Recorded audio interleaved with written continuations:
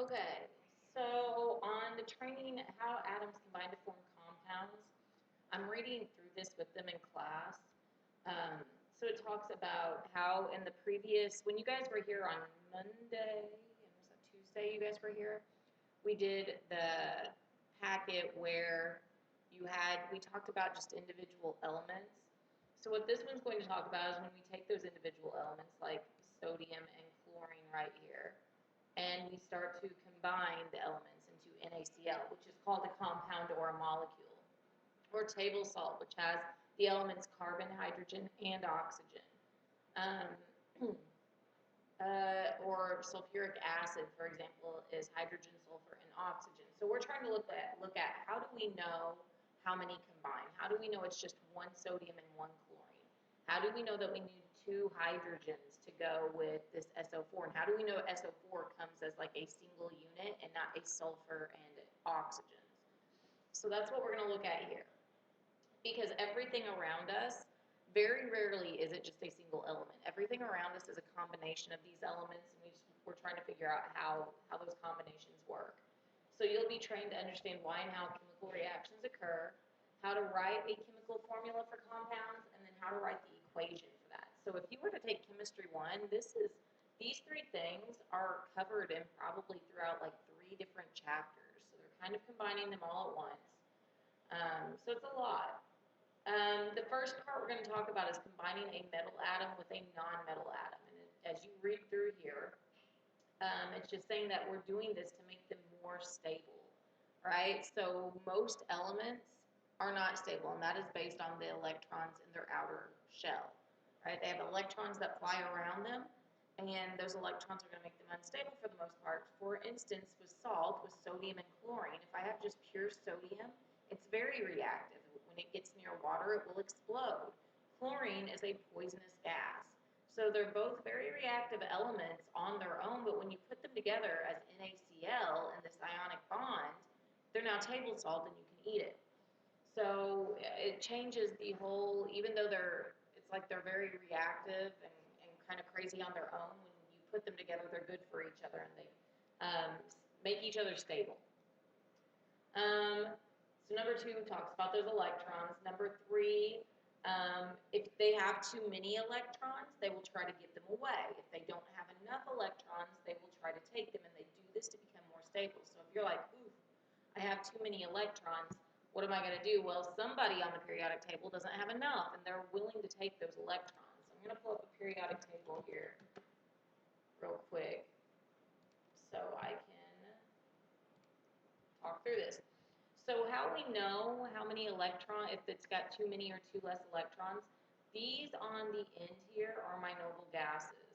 That all of these elements are striving to be like these noble gases. So for instance, when I talk about sodium and chlorine, sodium right here, so it could either try to gain a bunch of electrons to be like argon, that noble gas, or it has 11 electrons. It can go back to 10 and be like neon, and it's just easier. It is easier for it to go from 11 electrons to 10 electrons than to try to go from 11 to 18. So sodium will try to lose an electron. We'll look at chlorine. Chlorine has 17, and it just needs to gain one more to be like that noble gas. So that's why sodium and chlorine work out so well together, is because sodium wants to get rid of one, and chlorine's willing to take one. So that's what we're constantly looking at, these noble gases, and how many spaces can we jump to get to a noble gas, or can we go backwards? And of course, they're going to do what's easiest. All right, let me go back to this. All right, so in general, the metal atoms, which are on the left side of the periodic table, we did that in the packet you guys gave me. There is a kind of a zigzag line you guys drew on your periodic table.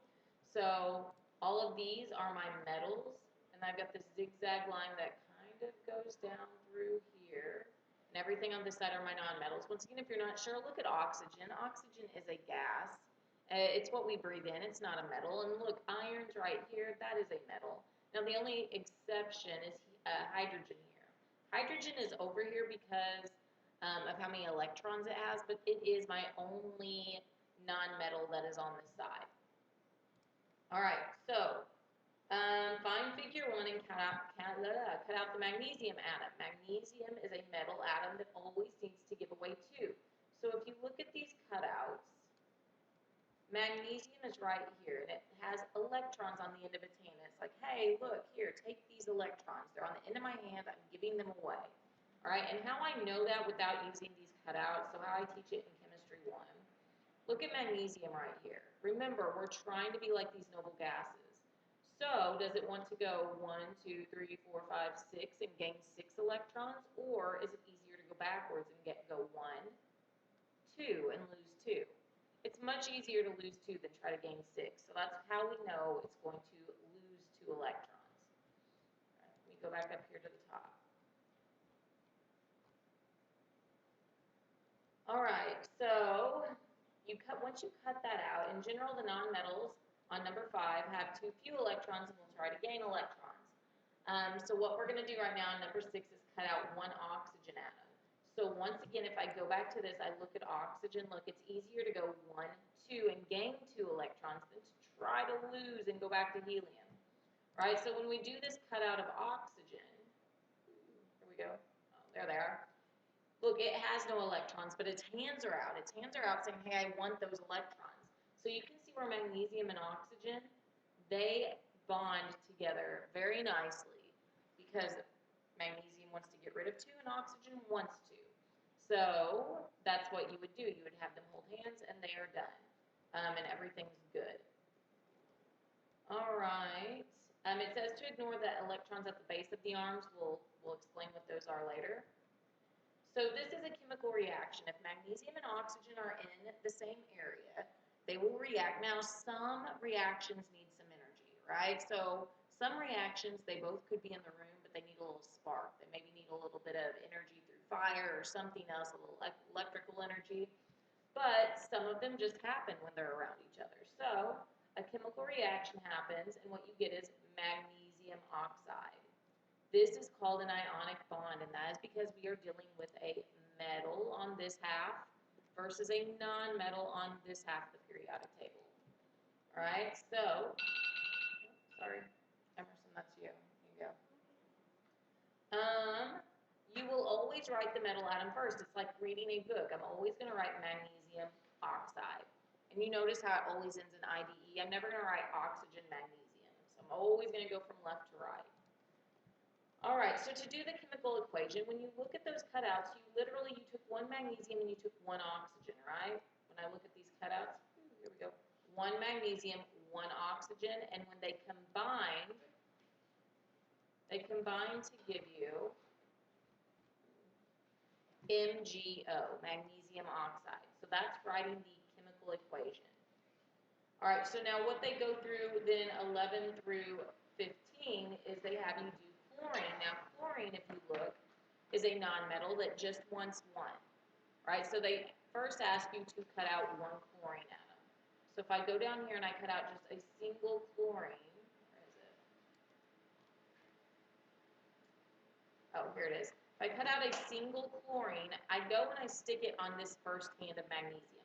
Well, chlorine's happy, but magnesium is not. And these elements aren't these nice things that are like, oh, I'll make you happy, but I'm going to stay unhappy. That does not happen. They're like, I will only bond with you if you can completely make me happy. So magnesium's like, you only have 1 chlorine, nothing's happening. You have to have at least 2 chlorines, which is what they're going to tell you to do in the instructions, cut out another chlorine, and then you put 1 chlorine here on this hand, 1 chlorine here on this hand. Once again, chlorine has nothing in its hands, it's wanting something. Magnesium has these electrons that it's wanting to give away. So I must have 2 chlorines to sit there in order for this to work. Like I said, if I have a jar with 1 magnesium and 1 chlorine, nothing is going to happen. All right, so when I do that, I took 1 magnesium and I had to take 2 chlorines, and it formed what we call MgCl2. So now notice that there's a little subscript here. That is saying, hey, you have 1 magnesium with 2 chlorines connected to each other, right? But I had to have 2 chlorines, so I have to put that 2 there, whereas up above here, I just had the 1 oxygen, right? And that is magnesium chloride. Once again, read it like a book. We write from left to right, magnesium chloride. Always end the second one with IDE. All right, so part 2 is combining 2 metal atoms together. So they don't. When it does combine 2 metal atoms, now what I've known, like since I've been teaching chemistry, the one thing I've learned is that there's always exceptions to every rule in chemistry. But the general rule is that 2 metals on this side will not bond with each other. And that is because they're both trying to lose electrons. So they won't bond. It doesn't happen normally. Usually. They always have to throw that in there. Right? So like you will never get an iron with an iron. It would be like Fe2. Part 3 we got to yesterday, and that's combining 2 nonmetal atoms together to form a compound. Remember, non-metal atoms, these over here, they want to gain, right? Like, look, nitrogen, it's easier to go 1, 2, 3, and gain 3 than try to lose 5. Or oxygen, gain 2, fluorine, gain 1. All right, if you put hydrogen atom together with a chlorine atom, they will react to form a compound. So what they do with this is they share. They're sharing a pair of electrons. This is different. What we just saw in ionic was give and take. Well, what we see with 2 non-metals over here is that they share with each other, and it's called a covalent compound. Now, an ionic bond is stronger. It is harder to break an ionic bond. You can, but it's harder to. A covalent bond, water is a covalent bond. I can break that pretty easily. I can heat water up and get it to evaporate. But salt, I can heat it up, but it's going to take a lot longer for that salt to melt and then eventually evaporate. So we have a covalent bond. So if you look at hydrogen and chlorine, the cutouts, where is it? Here's a hydrogen, do right here. Here's a hydrogen and here's a chlorine. They're sharing, so those little electrons are here. It's like they're holding on the electrons, but they're willing to share them. And you can see where one hand in one hand, they fit perfectly together. And they share those electrons. All right. So it says combine one of your cutout hydrogen atoms with one of your cutout oxygen atoms. The hydrogen and oxygen atom will share a pair. So we're going to do hydrogen and oxygen. So I'm not going to read through all that, but let's look at our hydrogen and oxygen. So here's oxygen. You can see right away that my hydrogen, I'll have one that goes here, and I need a second one to go to that hand. Once again, you can see where the electrons are on the inside. That means that they didn't give them away. They're still their electrons, but they're going to share those electrons. So seeing those cutouts, knowing that, what I have is I have hydrogen plus oxygen, and so now I get H2O. Well, I can't get 2 hydrogens from one, and we saw that. We use 2 hydrogens. So we need to make sure we write a 2 here to have a balanced equation. Sometimes 2 atoms of the same thing will bond together. For instance, oxygen. Let's look at its cutout. I have an oxygen here with 2 hands and an oxygen here with 2 hands, so they will fit perfectly together to give me O2. There you go. Thanks. Are you talking? Yeah, I'm talking. I'm doing a video. And that's all we got to on the first day, was just a part 3. So I'll do a different video for part 4, and we'll talk about some of these ones that have more than 2 together, like hydroxide and nitrate. Try out these first 3 parts. Try to do, you can see here where part 1 of your questions are right here, part 2 and part 3. Try those out, and then I will do another video for the rest of it, okay? If you have any questions at all, let me know. I hate that we're doing our chemistry stuff while so many people are out. But let me know if you need anything, all right?